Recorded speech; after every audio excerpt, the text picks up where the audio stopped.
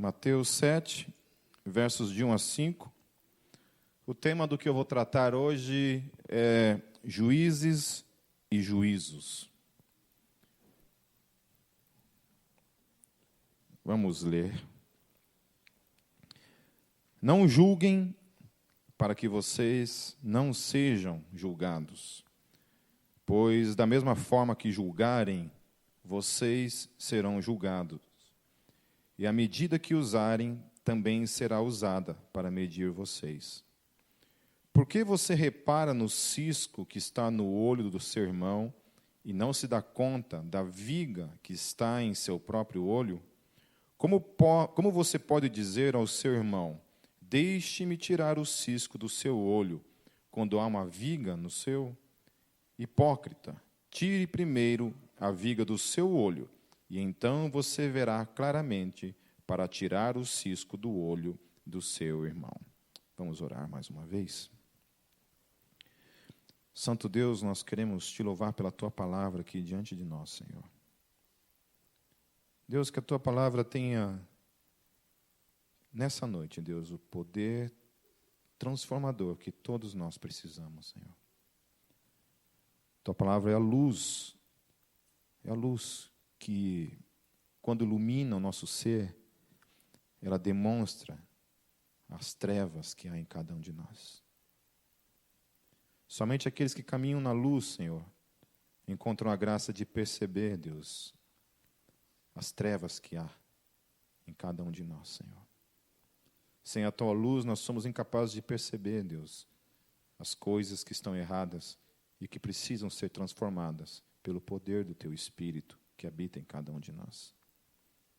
Deus, eu coloco nossas vidas diante do Senhor. Eu peço que o Senhor nos ajude nessa noite, que o Senhor nos ilumine, para a glória do teu nome, Senhor Jesus, é o que eu oro. Amém. Amém. Essa questão de juízo, hoje em dia, é uma questão que precisa ficar muito bem clara na nossa mente, porque nós vivemos num mundo hoje onde a questão do relativismo tem crescido cada vez mais. Eu estava ministrando na sexta-feira aqui no seminário do Stagg, falando a questão da forma como a juventude global hoje pensa acerca das coisas, o que eles pensam. Quando a gente está falando de mundo, de jovens hoje que compõem esse planeta, qual é o pensamento que ocupa a maioria dessas pessoas no sentido de filosofia de vida, naquilo que eles acreditam. Então, algumas coisas que a gente esteve apontando aqui na sexta-feira, por exemplo, a questão da relativização da verdade. Então, não existe mais uma verdade. E verdade, portanto, cada um tem a sua e cada um forma a sua verdade, cada um forma a sua cosmovisão da vida e ninguém pode te falar que aquilo lá é errado. O problema é que ninguém vive sem um absoluto, sem acreditar que algo é verdadeiramente verdade. E aí, a gente usa aquilo que a gente considera como verdade para dizer para o outro que aquilo que ele vive é mentiroso. Por quê? Porque ninguém consegue viver num mundo de verdades relativas. Na praticidade, a verdade sempre será aclamada como algo absoluto dentro dos meus interesses. Então, a gente colocou um debate ali onde a gente esteve tratando essa questão, sobre a questão da verdade.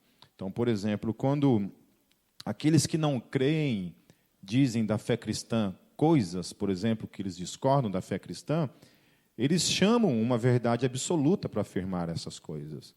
Então, quando eu digo, por exemplo, que a igreja rouba dinheiro, por exemplo, né, vamos acreditar que isso seja uma verdade, que a igreja rouba dinheiro das pessoas. Você está dizendo que aquilo que você está afirmando acerca da igreja é uma verdade. O problema é que isso pode ser uma verdade para ele. E aí, quando não existe uma verdade absoluta, eu não posso afirmar que é errado a igreja roubar dinheiro das pessoas. É errado para você. Para mim, eu acho muito legal. Chegar aqui domingo de noite e eu assaltar todo mundo. Simplesmente dizer assim, galera, é o seguinte, passa a carteira aí, vale transporte, cartão, cheque, qualquer coisa, pode assinar e jogar na mão aqui, e porque eu acho que isso é certo. Você acha que não? Beleza, a tua opinião, mas eu acho que é certo. E aí, quando a gente parte por esse princípio, não existe mais, então, um absoluto onde rege as coisas com relação àquilo que é verdadeiro. Então, é por existir exatamente os absolutos, e porque o relativismo ele é uma coisa fracassada por si mesmo, a gente pode afirmar que roubar é errado. Porque se a verdade é uma coisa relativa, cada um faz a sua, então não há como nem você dizer para uma pessoa que rouba que ela está errada. Porque se ela acha que é certo roubar, para ela está tudo certo. Estava conversando com o pessoal de São Paulo ontem, que alguns meninos, no exercício da marginalidade, quando eles vão ser repreendidos olha, roubar é errado, eles não conseguem entender essa concepção. Como assim é errado? Errado por quê? Porque na concepção da vida dele, roubar realmente não é errado. Eu tinha um pessoal aqui em Curitiba que eles entravam no supermercado e pegavam as coisas no supermercado e saíam sem pagar. Aí a gente questionava, porque eles eram cristãos. Legal, né? Então, daí quando o mundo fala da gente, a gente não sabe por quê, né? E os caras entravam no mercado e pegavam as coisas e não pagavam. Daí a gente dizia, né? Pô, cara, mas você está roubando. Ele falou, não, isso não é roubo. Isso é saque cultural. Então, não era roubo, era saque cultural. Podia entrar no supermercado, pegar as coisas. Então, são concepções novas. E, por causa dessas concepções novas acerca da verdade e acerca de juízo, em especial, hoje, qualquer coisa que você coloca como errado, você tem, então, essa questão de que o que é errado? Como é que a igreja julga as coisas hoje? A igreja julga aquilo que está lá fora, e quando ela se propõe a julgar, ela enfrenta, então, dois tipos de opiniões contrárias a isso. A primeira opinião é essa opinião externa, né? Onde não existe mais uma verdade absoluta. Então, não existe mais absolutos lá fora. Então, a pessoa, você fala, olha, é errado, por exemplo, o casamento gay, por exemplo. Se você fala que é errado, tá, é errado para você. Para mim, não é. É errado, por exemplo, sei lá, praticar swing. Né? Eu estava compartilhando com meus irmãos lá de São Paulo um site de swing cristão. Vocês acham que eu estou falando brincadeira, né? Eu dei risada quando o cara falou, não, você está de sacanagem, né? Daí o cara, não, está aqui o link, pum, mandou o link para mim. E eu fui conferir, cara. E não é que é verdade mesmo? Tudo agora é praticado debaixo da bênção. Entendeu? Não me peça para explicar isso, porque eu ainda nem parei para pensar acerca dessas coisas ainda, para tentar entender isso, e nem quero. Provavelmente nem vou. Né? Meu filho que se vire com isso quando ele crescer, e tentar entender essas coisas. Mas, por que isso? Por causa dessa relativização da verdade. Então, hoje em dia é difícil. E quando você julga, você tem esse pensamento externo de que tudo é válido. Qualquer coisa vale. Então, a igreja não pode mais julgar, porque esse juízo é uma coisa arcaica, uma coisa antiga. Os antigos diziam que isso era errado, isso podia, e isso não podia. Isso é um absoluto. Nós nos movíamos na história baseada em absolutos. Hoje não existe mais absolutos. E, por causa disso, a igreja não pode mais falar lá fora que aquelas coisas são erradas. Mas existe um segundo movimento, que é um movimento interno da igreja, que é um outro movimento que está acontecendo dentro da igreja, onde também cala a igreja, onde também diz para mim e para você que nós não podemos julgar, e aí utiliza as Escrituras para dizer isso. Aí o texto utilizado é esse em questão, que nós estamos lendo aqui. Não julguem para que vocês não sejam julgados. Então, no exercício de julgar as coisas lá fora, hoje nós estamos impedidos por essas duas coisas. A primeira coisa, então, é a opinião do mundo lá fora, e a segunda é a opinião interna de algumas pessoas que dizem que a igreja não pode mais julgar. E eu achei interessante esse texto, e eu procurei dar uma lida no grego, ver o que o grego fala acerca disso, o que os teólogos falam acerca disso, e vocês vão ver que a coisa é um pouco diferente daquilo que se pensa acerca dele. Não é bem isso que está se pensando aí fora. Eu acho que a Bíblia tinha que ser retraduzida tudo novamente. Porque há muitos vícios hoje que acontecem nessas traduções que estão por aí, onde aquilo que o grego fala não consegue ser muito claro na nossa língua. Precisa ser revista muita coisa. Há várias traduções novas aí que estão vindo, que já tem um pouco mais aproximada as traduções para com o original grego, que realmente nos esclarece melhor as coisas. Mas há muitas versões por aí que, infelizmente, são versões que foram traduzidas primeiro, e aí tem toda uma questão aí que ainda nos complica. Porque quando se fala de julgar, a gente, no português, só entende uma coisa, né? Na língua portuguesa, isso tem um entendimento. E isso pode aparentar também uma contradição nas Escrituras, porque a Bíblia ela fala, não julgueis, mas há textos que são claros acerca do julgamento da parte da igreja, que a igreja tem esse poder de julgar. Por exemplo, lá em 1 Coríntios 5, 9 a 13, olha só o que Paulo fala. Já lhes disse por carta que vocês não devem associar-se com pessoas imorais. Paulo está falando.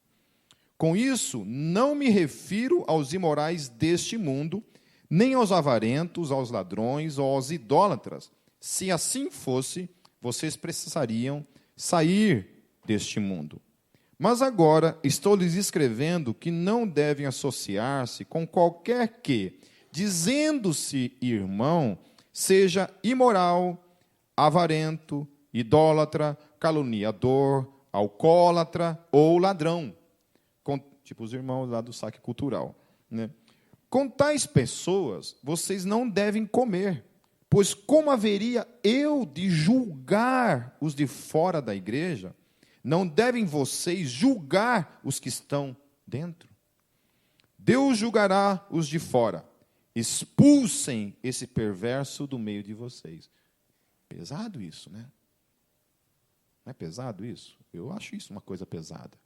Quando você lê textos como esse, e quando a gente tem um mundo hoje dizendo para mim e para você que a gente não pode julgar, e Paulo está falando, não, pelo contrário, os de fora você deixa que Deus vai julgar. Mas há um outro problema aí, é julgar quem está dentro mesmo. E Paulo está nos exortando aqui a nem caminhar com essas pessoas. Aí você já começa a querer pular umas cadeiras do lado do irmão aí, né? Que está no teu lado aí. Você já quer meio que pular umas 2 cadeiras para o lado aí para não se associar com ele. Mas olha só. Julgar, a palavra julgar que está aqui, no grego, ela significa o hábito de censurar o outro, crítica amarga e injusta. Crítica ferina e dura, e não uma ordenação para o posicionamento neutro quanto aos assuntos morais. Então, quando a gente vê um ato imoral lá fora e lá dentro, e nós dizemos, isso é errado, você não está julgando aquilo. Porque julgar imoralidade não é aquilo que as Escrituras estão condenando. Você dizer, apontar que aquilo, no caso, é errado. Ok?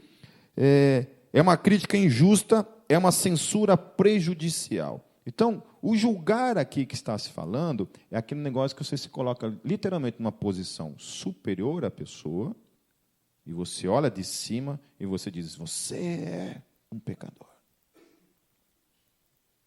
E não quando você chega para uma pessoa e fala assim, irmão, você está cometendo um erro. É diferente. A intenção do coração que está se movendo no sentido de julgar é quando eu falo assim, lá nos Estados Unidos acontecia muito isso, né? Por exemplo, aconteciam as marchas gays lá nos Estados Unidos e um monte de crente lá com aqueles cartazes assim, né? Os gays vão para o inferno.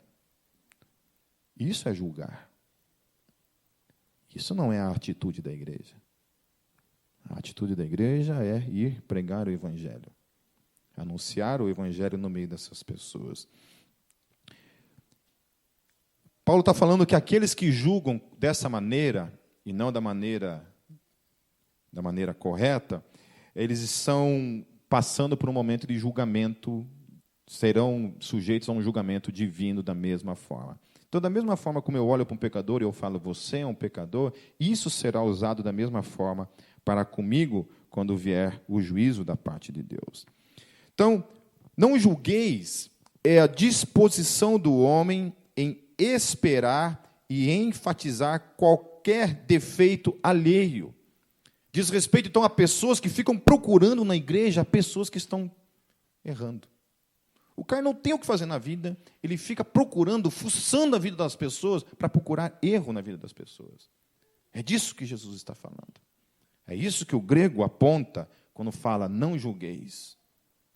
É a pessoa metida, sabe, que não tem o que fazer, que fica ali xeretando e fala, você viu a fulano?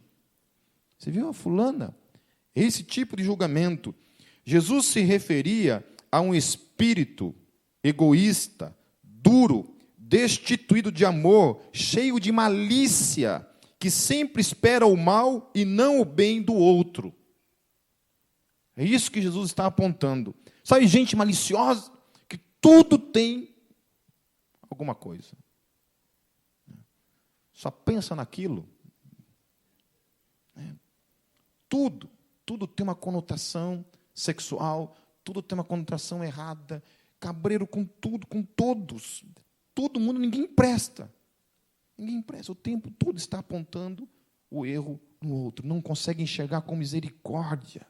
Não consegue enxergar a oportunidade daquela pessoa mudar de vida. Não, o único intento é apontar o erro, reprovar e matar a pessoa dentro dos seus erros, simplesmente condenando a pessoa.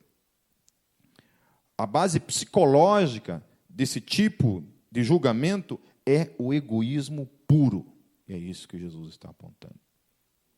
Não é a ideia de eu olhar para o irmão e eu ver que o irmão está no erro e eu ir lá em amor e falar, irmão, você precisa mudar a sua vida. Você precisa mudar a sua vida. Não, é a atitude egoísta de simplesmente apontar por apontar o erro do cara, esperando que o cara então seja difamado e de preferência que ele morra daquele jeito para ele ir para o inferno mesmo. Em nome de Jesus. Está vindo? Tomara que ele morra no pecado.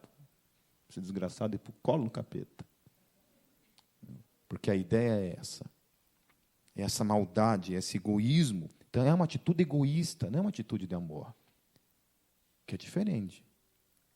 Quando você vê o irmão no erro, você vai até o irmão e fala, irmão, cara, tenho visto você caminhando dessa forma. Cara, não haja assim. Não vá por aí. Volte desse caminho. Mude a sua vida. Não. Ele só procura apontar o erro de uma forma egoísta, para simplesmente apontar o erro, e não tem nenhum propósito, nenhum movimento de amor e de graça e misericórdia nessa atitude. É o indivíduo que profere julgamento, tensionando eliminar a possibilidade de outros reconhecerem alguma coisa boa na pessoa criticada. Olha que coisa. Toda a intenção ali não é procurando brechas para alcançar o irmão, para tentar resgatá-lo, para tentar sará-lo, para tentar distraí-lo. A única coisa é apontar a impossibilidade de que aquele irmão pode mudar. Quantas vezes a gente pensa assim do irmão, né? Quantas vezes eu pensei isso, eu mesmo falei isso, falei, cara, esse cara não tem mais jeito. Infelizmente, esse cara não tem mais jeito. E o cara me surpreende. Graças a Deus. Graças a Deus nos surpreende e muda de vida, porque o poder do nosso Deus é tão maravilhoso, né? Ele é capaz de transformar pessoas quando a gente desiste delas. Quando a gente desiste delas, quando a gente desiste do nosso casamento, do nosso marido, da nossa esposa, dos nossos filhos, Ele vai lá e resgata. Ele é o único que nunca desiste da gente. A gente desiste, mas Ele não desiste. Porque Deus tem essa capacidade de enxergar, de não julgar. Um dia virá o juízo. Mas enquanto aqui, nosso Deus é o Deus da oportunidade. Por isso que Paulo ele é capaz de dizer assim, gente, não se preocupe com os de fora. Deixe Deus julgar. Mas Paulo fala, olha, esse cara que não muda de vida, que não quer saber do mundo de vida, você não tem que caminhar com ele. É estranho isso, né? Estranho porque dá a impressão que você está julgando a pessoa, né? Nós devemos deixar isso nas mãos do nosso Deus. Quando está se tratando da questão para que a gente não seja julgado, por quê? Porque alguns movimentos que acontecem dentro disso, no ato da gente julgar as pessoas, com essa ênfase, com essa falta de amor, com essa falta de perspectiva, de somente apontar o erro e nada mais, não tem amor nenhum nisso. Não há possibilidade de mudança nenhuma nisso. O único intento é simplesmente apontar o erro por apontar o erro. Ele colhe algumas coisas para si mesmo. Por exemplo, quem não mostra amor, não recebe amor. Amor é uma coisa que a gente planta. Quem planta amor, recebe amor. Quem prega o ódio, atrai o ódio. Eu estava conversando com o pastor Ricardo, que ontem esteve falando aqui. Ele estava contando um caso de um rapaz da igreja dele lá, que saiu, foi para um boteco lá, bebeu umas cachaça lá, e brigou, e foi no carro pegar uma arma. Foi todo valente lá para o carro pegar a arma. A moral da história é que os caras tomaram a arma dele e mataram ele com a arma dele. Com 2 tiros. O meu pai tinha uma arma em casa. Carregou uma arma por muitos anos dentro de casa. Entraram em minha casa, ele com arma em casa e tudo, e mataram ele. Mataram ele. Então, a violência, ela atrai a violência. Eu nunca quis ter uma arma na minha vida justamente por causa disso. Porque eu tenho consciência que violência atrai violência. Não estou querendo privar você do direito de se defender, não é isso. Eu estou falando isso de mim mesmo. Eu sei que até hoje, gente, o que a gente tem visto de coisas trágicas acontecendo pelo simples fato de você ter uma arma em casa, o que a gente sabe de adolescentes que matam sem querer o outro. Eu tinha um amigo, quando eu era adolescente, que o pai dele tinha uma arma em casa e ele tinha acesso a essa arma. Quantas vezes esse cara não pegou a arma e ficava apontando para mim? Com aquele revólver carregado. Então, o ódio, ele atrai o ódio. Quando você odeia as pessoas, fatalmente isso vai atrair ódio para a sua própria vida. Quem não consegue ver coisas boas nos outros, não é visto como pessoa boa pelos outros. Então, quando tudo é ruim, quando tudo é chato, quando todo mundo é endemoniado, né? Todo mundo é o Satanás, a gente não consegue ver, isso atrai uma visão acerca de nós mesmos. É tão lindo da nossa parte quando a gente é capaz de olhar para um ser humano, mesmo na sua deficiência, e a gente conseguir enxergar coisas boas nas pessoas. E apontar as coisas boas. Tentar fazer esse exercício contrário de que há coisas que a gente fala dos outros, mas tentar apontar também aquilo que é bom na vida dos outros e não somente aquilo que é ruim. Quem espalha veneno mostra que está carregado de veneno. A gente tem uma cultura, o brasileiro em especial tem uma cultura, a gente percebe isso, eu percebi isso claramente esses 2 anos que eu fui na Alemanha. A gente gosta de falar mal dos outros. Gente, é perceptível isso. O brasileiro tem por cultura, adora a vida alheia. Não sei por que isso, cara. Não sei se é um complexo de inferioridade da gente. Não sei se o que acontece. Que a gente é assim. É impressionante que você caminha nas outras culturas, assim, é difícil. Você não vê, por exemplo, uma roda de ucraniano. Você viu lá o pipe? Você ia nas rodas de brasileiros, os brasileiros estavam lá com aquela língua solta, falando mal de todo mundo. E a gente, quando se reúne, começa a perceber se isso não é costume nosso. Você está numa célula lá, quando vê, começa uma fofoquinha santa lá em nome de Jesus, mas é só por orar pelo irmão, né? Quando a gente está na igreja, quando a gente está na rua, quando a gente se encontra, a gente tem esse péssimo hábito de falar mal das pessoas. Então, quem não se mostra misericordioso, não recebe misericórdia dos outros. Então, misericórdia também é uma coisa que você planta na vida das pessoas, para que receba também misericórdia da parte dos outros. E isso se aplica também quando Jesus vem e fala com o mesmo critério, com a mesma medida. Então, essa mesma medida, Jesus está dizendo que eu julgo as pessoas, que eu olho e não consigo enxergar nada de bom nas pessoas. Isso, de alguma forma, um dia vem para a minha vida. Eu conheci um pastor que ele destituiu, ou melhor, expulsou da sua igreja algumas pessoas, ou pastores, pessoas da liderança também, que tinham caído no ato de adultério. E por terem caído no ato de adultério, olha, adulterou, no way, e expulsou essas pessoas.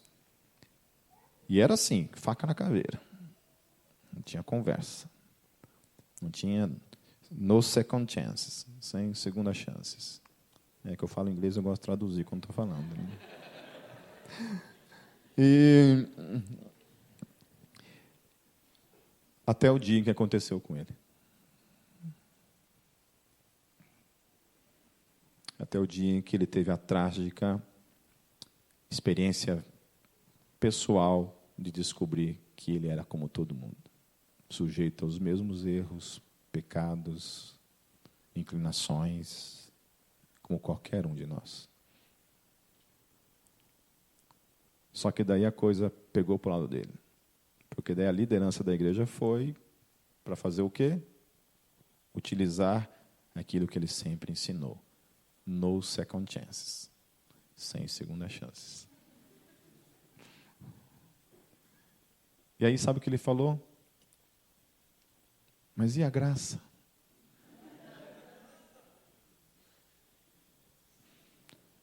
Nunca plantou a graça. Nunca plantou a misericórdia na vida das pessoas. Nunca plantou a possibilidade de mudança. Nunca plantou a possibilidade de uma segunda chance. Nunca conseguiu enxergar que uma pessoa que erra é capaz de mudar a sua vida. E aí ele quis exigir que os outros acreditassem que isso era possível nele. E aí ele foi expulso da sua própria igreja.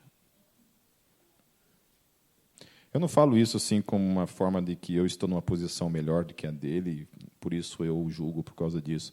Pelo contrário, eu uso esse exemplo justamente para a minha vida, que é para justamente não agir da mesma forma. Com graça e misericórdia sempre. Sempre acreditando que as pessoas são capazes de mudanças, de transformação. E que Deus é capaz de transformar qualquer um de nós. Amém. Quando o texto, por exemplo, fala de cisco, na verdade, ali no grego, significa uma poeirinha. Alguém já estava assim, o vento traz aquele cisco, assim, cai no olho e você começa a coçar o olho para tirar aquele cisco que lhe incomoda, porque ele inquieta. E Jesus ele faz um uso um pouco exagerado da coisa. Ele falou assim, olha, você que está preocupado em tirar esse cisquinho, essa coisa que incomoda no olho do irmão, né? Lá em Foz do Iguaçu, no verão, tinha uns mosquitinhos bem pequenininhos, volta e meia entrava um bicho desgraçado daquele no olho da gente, meu Deus do céu, você ficava o dia inteiro coçando o olho, ficava com o olho desse tamanho assim, por causa daquele bicho. Então, esse cisquinho, esse mosquitinho, Jesus ele usa um termo aqui de viga, e a viga que ele está usando aqui é uma coisa muito parecida com isso aqui, ó. É aquilo que sustenta uma casa. E olha como o negócio é grande. Né? Então ele está comparando esse cisquinho que irrita os olhos com uma coisa assim. Então ele está colocando literalmente essa pessoa que se acha que está numa posição superior àquele que está tendo um cisquinho no olho. Ele coloca assim, gente, você não consegue perceber que você está com uma trave no teu olho? É uma trave no teu olho.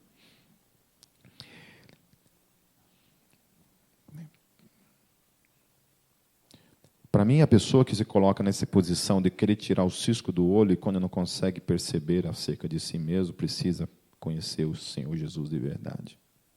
Jesus estava apontando a forma como os fariseus enxergavam a vida. enxergavam os outros. Eles se achavam numa posição superior de julgar as pessoas lá fora. Então, quando a igreja se propõe a julgar as coisas lá fora, ela jamais deve se colocar numa posição superior. Eu acho que foi John Stott quem disse uma vez que a grande diferença entre nós e aqueles que não estão em Cristo é que nós encontramos a graça de perceber quem somos. Enquanto que aqueles que não estão em Cristo não tiveram a graça de perceber ainda quem realmente são, pecadores como nós. A única vantagem que nós temos com relação a essa questão do pecado é que a gente sabe o que é. Enquanto lá fora o mundo não consegue perceber o que é verdadeiro do que não é, o que é errado do que não é, que tudo é válido, onde não existe mais absolutos, a igreja ela tem a graça de perceber isso, de perceber quem ela é, falha, errada. Então, quando você vê aquele irmão que gosta de apontar os erros, gosta de condenar o outro, é uma pessoa que não percebeu ainda, não encontrou luz ainda para perceber a sua própria condição. E quando a gente percebe a nossa própria condição, como eu vou julgar o outro, sabendo da minha própria condição? E aí não é julgar, aí eu vou até o outro e posso dizer, olha, cara, eu era assim. Eu estou sujeito aos mesmos erros que você. Quantas vezes nessas conversas com situações de, por exemplo, de adultério, onde a gente tem que pegar e conversar e sentar e direcionar, eu sempre falo isso. Eu sou sujeito às mesmas coisas. Mesmas coisas. O que diferencia, talvez, é que o meu preço é muito maior a ser pago, se isso acontecer comigo. Se isso acontecesse comigo, o preço seria muito maior para mim, por causa da posição que eu ocupo hoje. Mas, com certeza, todos nós somos sujeitos a isso. Eu e minha esposa, nós conversamos sempre sobre essas coisas, assim, por causa das situações que acabam acontecendo. E, às vezes, a gente se pergunta mesmo, como seria se acontecesse isso com a gente? Então, a gente sempre pensa nisso e conversa. A minha resposta é sempre, eu te perdoo e vamos em frente. Vamos em frente. Porque pode acontecer comigo. E da mesma forma como se acontecer comigo, eu quero ser perdoado e continuar em frente, também se acontecer com você, eu quero perdoar e seguir em frente, em nome de Jesus. Mas crente é faca na caveira, cara. A gente está falando de situações extremas, mas no dia a dia, às vezes, isso acontece com a gente. Do não conseguir perdoar o irmão por coisas que a gente julga muito menores. E a gente se acha no direito de não aceito, não perdoo de forma alguma. Os fariseus, eles fingiam, no ato de julgar as pessoas, eles fingiam um interesse espiritual por aquilo. Fingiam um tipo de interesse espiritual que estava ausente do seu caráter, da forma como ele mesmo enxergava a vida. Então, o que Jesus está dizendo é que esse tipo de atitude é hipócrita, né? O Sermão do Monte, Jesus ele utiliza muito essa palavra hipócrita, né? Nós fingimos ser coisas. Por isso que o melhor que tem é você não fingir. A melhor coisa que tem é você assumir quem você é. O que é legal, assim, em Renovo, quando a gente começou a trabalhar em Renovo aqui na igreja, então, eu tinha que dar o exemplo, né? Para a galera soltar a língua ali, tinha que eu falar de mim mesmo. Então, às vezes, eu começava a falar de mim mesmo, nas coisas que eu errava, né? Então, às vezes, eu começava perguntando, ei, irmão, como é que você está? Estou bem. Outro, estou bem. Estou bem.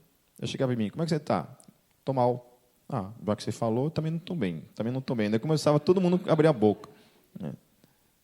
Porque você tinha essa concepção de que, por ser pastor, não estava tudo certo, né? E eu comecei a falar, não está tudo certo, não, tem coisa errada. Tem coisa que não está bem. E aí você encontra esse ambiente onde você pode ser simplesmente quem você é. Ninguém está aceitando o pecado como uma praticidade na vida, mas está aceitando o fato de que nós somos essas pessoas que cometem erros no dia a dia e não precisamos nos esconder disso. Ninguém aqui é obrigado a ser perfeito, a vestir uma capa de santidade que não é real. Nós somos isso, pessoas que erram no dia a dia. E a coisa mais linda que tem é você ter a consciência de quem você é e você assumir que você é uma pessoa que comete erros, mas está em luta diária contra o pecado. Tem uma frase no Renovo que a gente utiliza, é que nós não somos pecadores lutando para ser santos. Ponto. Nós somos santos lutando contra o pecado. Ponto. A santidade em nós é uma condição já conquistada por Cristo para cada um de nós, por já estarmos nele. Nós já somos santos em Cristo Jesus. E diariamente nós vivemos a luta pessoal de cada um de nós contra o pecado que ainda há em cada um de nós. Diariamente. Não dando vazão a ele, lutando contra ele, buscando a presença de Deus, buscando uma vida de santidade todos os dias. Lutando contra essas inclinações daquilo que a Bíblia chama de carne. Que todos nós ainda estamos nela. Vivendo pelo Espírito, mas ainda sujeitos às falhas dela. Agora Jesus ele termina o texto dizendo isso, hipócrita. Mas olha só o que ele fala. Tire primeiro a viga do seu olho, então você verá claramente para tirar o cisco do olho do seu irmão. Então Jesus não está tirando a possibilidade de você apontar aquilo que está errado no irmão. Mas antes de apontar, Jesus está dizendo assim, gente, mas antes de você se preocupar com o outro, preocupe-se consigo mesmo. Procure mudar as coisas que estão erradas em você, até mesmo para que você possa dar ao irmão a esperança de que ele pode ser transformado. Porque eu fui. Porque eu fui. Então eu posso chegar para o irmão e dizer, irmão, isso tem como mudar. Porque Deus mudou a minha vida. É diferente de dizer, irmão, você está condenado. Eu posso chegar e dizer, irmão, isso está errado. Eu sei o que é isso. Porque eu já fui assim. E Deus transformou a minha vida. Então, antes do exercício de que as coisas precisam ser mudadas em mim primeiro, para que depois eu possa procurar dizer, aconselhar, apontar, exortar em Cristo Jesus, é necessário que, antes de qualquer coisa, a transformação comece primeiramente na minha vida, em nome de Jesus. Amém. Amém, meus queridos. Vamos fechar nossos olhos.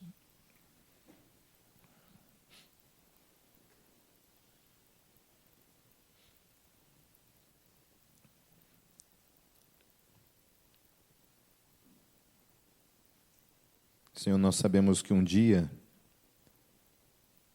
esses céus irão se abrir e que o Senhor julgará todas as coisas que estão ocultas. E é mesmo as coisas que não estão ocultas. Mas a gente sabe, Deus, que enquanto esse dia não chegar, o Senhor é o Deus que tem amado a humanidade. E o Senhor é o Deus que tem transformado a vida das pessoas nesse mundo. Por meio da Tua graça. Por meio do Teu Espírito. Quando o Teu Espírito vem habitar nas nossas vidas, Senhor.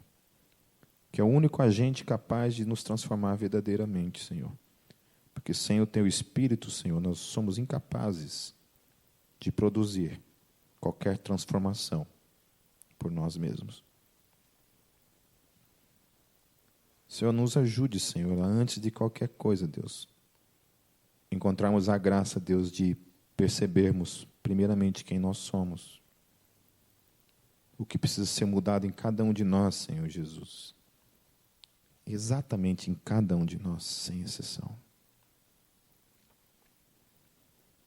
Nos dê a graça, Senhor Jesus, de poder ter esse testemunho, Deus, para que a gente tenha, Deus, essa autoridade até mesmo, Deus, e esse testemunho para chegar no irmão, não com a postura de julgamento,